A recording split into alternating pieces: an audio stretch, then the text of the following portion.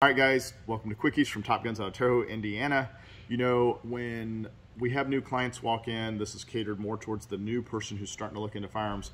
Sometimes behind the counter, we forget that when someone is new, they may not understand even the most basic of terminology, and so sometimes we're not able to communicate as a result of that. So I wanted to take just a moment to explain some of the terminology that we are talking about when we're dealing with a firearm. Specifically today, we're going to look at a semi-automatic handgun. So we're going to start off with, and in this case, the firearm has been cleared. We're going to start off with this big top piece up here that is referred to as the slide. This is going to be the barrel. The end of the barrel is typically what we refer to as the muzzle. So if we say, please keep your muzzle pointed in a safe direction, it's like the equivalent of saying, please keep your barrel pointed in a safe direction. This is the frame. We're going to do the major parts first. Frame. This is your trigger guard. This is going to be your magazine right there.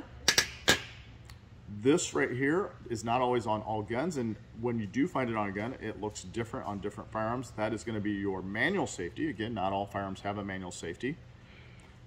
Right here is going to be a lever that can be called a number of different things. I've heard it called slide stop, slide release, slide lock. So whichever term you choose to call it, that is used basically to hold this slide to the rear.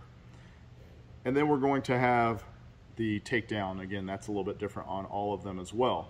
Sometimes you'll hear people use the term chamber. Chamber is referring to the opposite end of the barrel where the actual bullet goes into.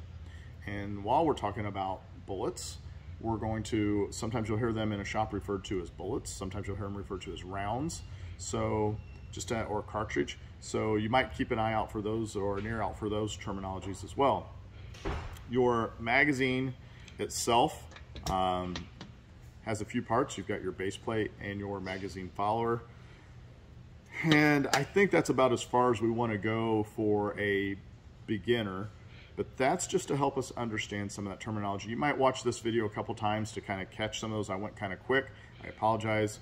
If I missed anything major, for those folks who are a little more experienced, don't hesitate to post down below. Let us know what I missed, because I'm sure I missed some stuff. As always, thanks and take care.